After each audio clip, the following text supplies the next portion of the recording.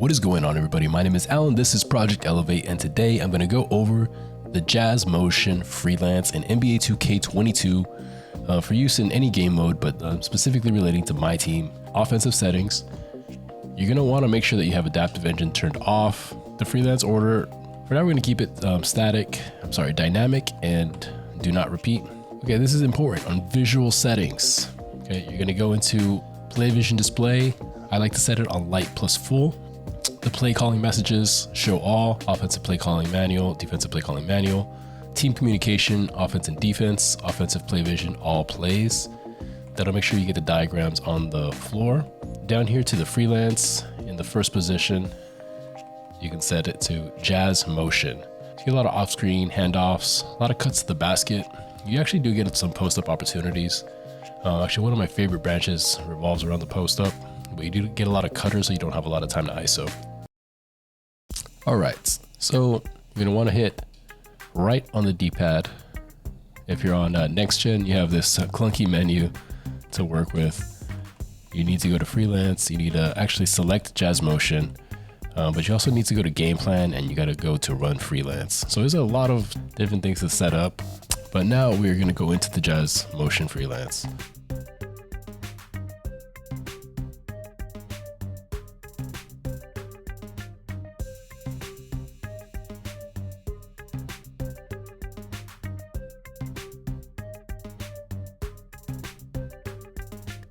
All right, so let's look at this from the very beginning of the motion offense. You have your base formation here, which is essentially like a 5-out situation, right? We all have our 5 outs, but we're getting a little bit more intricate with how we run this stuff. It's not gonna be a straight out 5-out Jeezy stuff.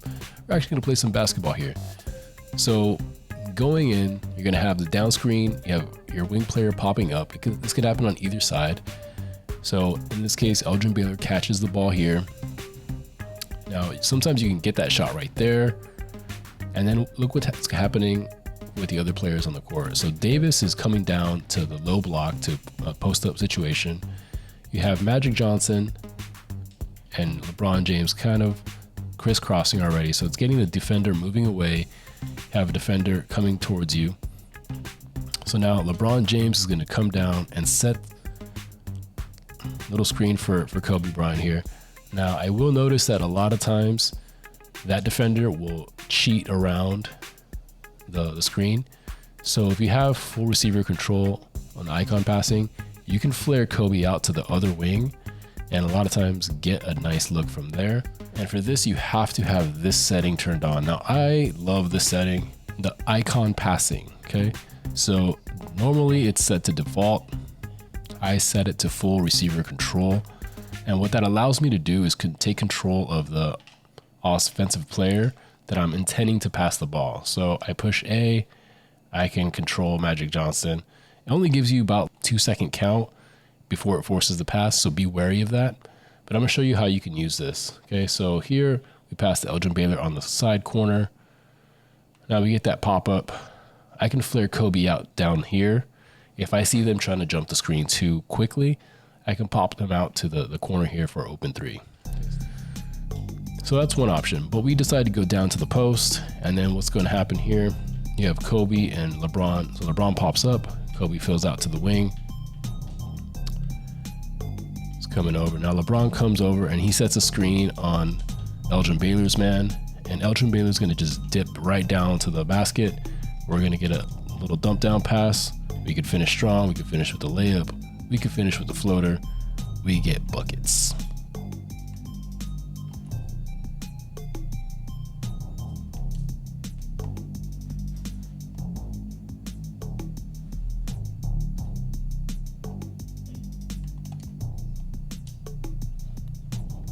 All right, so let's take a look if we don't make that dump down pass to the cutter. So we have a similar situation here. We have down screen, Kobe popping up to the top there. I made the pass a little bit early here, but that's okay, it'll catch up. So down to Davis. You definitely wanna, hold if you can. Sometimes that 3 at the top of the key will be wide open and you wanna hit that. But in this case, we dump down to Davis again. So you see James sets the screen. And really, we had that wide open again to Kobe, the lob, the little bounce pass, whatever you want. But let's say we fake it there. Now you have James setting another screen and Elgin Baylor cutting to the space here for the little kick out. Now we get a switch. DeAndre Ayton comes out. So you know what that means. You can either take the jumper here or dump it down low, man. If you see that switch, dump it down low, abuse them in the paint. You know, it's a viable option this year.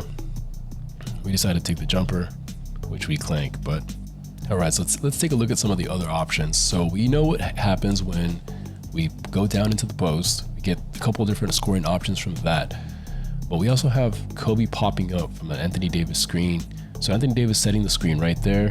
Kobe's popping up to the corner. Now, if this is wide open, take the shot, man, or drive or create from this spot. Again, we're using the freelance as a basis for getting into good basketball situations to make scoring easier and still stay within the realm of sim, man. So shout out Sim Nation, shout out to Czar for putting all this stuff into the game. So from here, Kobe pops out. If you don't have that option, there's a couple different branches you can go out from here, but one of them is going to be just to swing the ball. Now you're going to notice as soon as you swing the ball here, Anthony Davis, what is he going to do? He's just going to go ahead and clear out, man. So look at the spacing you have. You have the whole side of the court to yourself. You have Devin Booker cheating already. But you know what? If you have a matchup, this is the time to make a move and get to the basket. All right, so let's take a look at another branch here. We have the pin down. We have Elgin Baylor popping up. We have options in the post.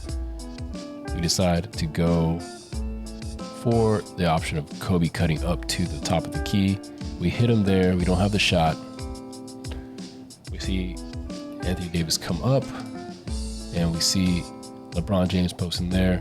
Now we kick it out to here, and this is what's going to happen when this kind of triggers. So Anthony Davis is immediately going to send or step in for a screen, and Kobe's going to come. Now, if DeAndre Ayton is way out of position and the corner defender is hugging real tight, then what you can do is send Kobe on a manual curl to the basket for an easy dunk here. But this is what's actually supposed to happen in the play. Basically, Anthony Davis sets a screen. Kobe kind of makes a hard cut, and then he's going to come right back. Anthony Davis is going to set another screen. Nice screen by Anthony Davis there, and Kobe's going to pop up to the wing. Now, if you hit Kobe in stride there, you got to open jumper, or you have DeAndre Ayton in tough position where he has to step up to Kobe. You have Davis on the roll there. So you see Davis is rolling down. If Kobe has the ball and is a threat to DeAndre Ayton, doesn't allow Devin Booker to recover there, then you have a mismatch situation there. All right, so if you hold the ball at the wing in this position, we know we can go down to the post. We know we're gonna get that down screen. But actually, Anthony Davis, as you can see there, he's actually setting a screen on Kobe's man. So you actually have almost like a flare screen to Kobe if you need it, down in the corner over there. And then you have Elgin Baylor coming up to the top. So you have two scoring threats off of this option here. And if you just stand in the corner, you don't catch it on the first time, you can still trigger any one of those branches by just continuing on with the play. You can still go down to the post and trigger the first branch we talked about. And if not, what's going to happen is Elgin Baylor and Kobe Bryant are just going to swap spots again. Anthony Davis pops out to the middle there. He sets a screen there. Baylor cuts out. Kobe pops up to the front. And you can see Davis is actually, he's kind of in the role of this freelance. He's first setting that almost a flare screen for Elgin Baylor.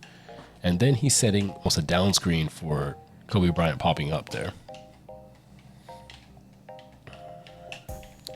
And if neither of those happens, then he kind of like flashes to the post.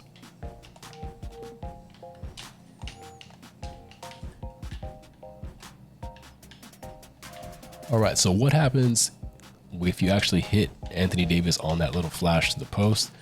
We're gonna see here. So he's flashing to the post, quick little hit at the free throw line, and then Kobe immediately, he's gonna make a little backdoor cut. You can catch your defender sleeping. Little dump down pass, easy finish for Kobe. Now, another caveat of this offense here, as Kobe is making that cut down to the basket, if the wing defender, so if Elgin Baylor's man decides that he's going to step in and he's going to help on Kobe, then what you're going to have is a wide open kick out for the three to Elgin Baylor.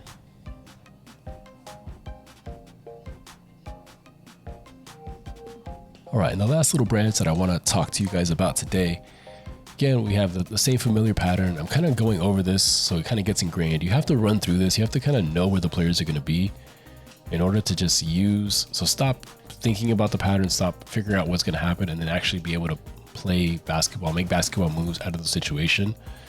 But so here we go. We have Magic Johnson popping up to the top. We know that's coming. And then we know from there, we have this kind of thing going on where we can pass to Davis there in the corner. If you don't, so you have Elgin Baylor coming up to the top. But if not, you have LeBron James coming over to set, high screen roll situation here. Now we get here, we have a switch situation because, LeBron sets a good screen. And Magic Johnson is able to turn the corner and get to the basket before Devin Booker continues on. And again, if Chris Paul right here, if he helps off of Kobe to stop that drive, you have the kick out there to the wings. So you get that corner dropping situation everybody hates. In this situation, they decide not to drop. They're going to live with what's going on. If Anthony Davis's man comes over to help, you have a dump to him or a lob or something like that. And then in this situation, finally, Ayton comes in, but I think it's mainly to rebound. But if for some reason he drops down, if he's the one that decides, hey, I'm the guy that helps, then you have Elgin Baylor over there in the other corner. So you want to be familiar with where the help defense is coming from so you can kind of pick them apart. Obviously, it's a lot easier to do this in slow motion, looking at it on the instant replay. In the heat of the moment, it's tougher to do. But the more familiar you are with the actions, where the threats are going, and where the help has to kind of come in from in order to neutralize those threats, you can start thinking ahead of the game, one or two moves ahead of the game, and saying, okay, if they help from here, I know where my guy is there. If they help from here, I know where my option is there. So always know your outs. It's kind of a poker saying, but applies in this situation pretty well here. All right, so the Jazz Motion works great against the CPU. Definitely a lot of options. They give you the time that you need to work and make all the cuts and options work. So obviously it was designed, for playing against the CPU like that. And you can see these backdoor cuts are great. You get a lot of open looks against the CPU as well. This little pin down here, you get open on a lot, where it creates matchup problems with the CPU. See,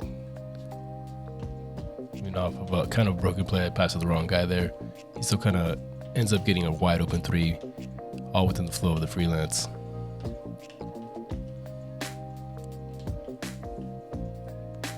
Just working the post, and that's there quite a bit.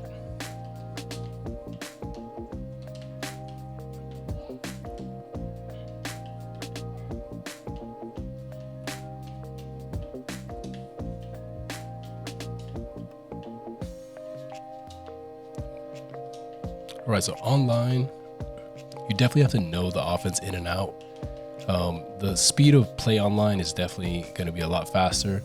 Things are going to be moving quicker, so you can still get these cuts. You can still get open threes off of the same looks you've been used to doing, but your defenders can pressure you in different ways. They can start anticipating those passing lanes, so you got to be creative. You have to understand where all your options are, and it can still be used as a decent base. The other thing I would do is I would mix in other freelances to keep your opponent guessing. Anything that you do like too predictably, a good player is going to pick up and exploit. So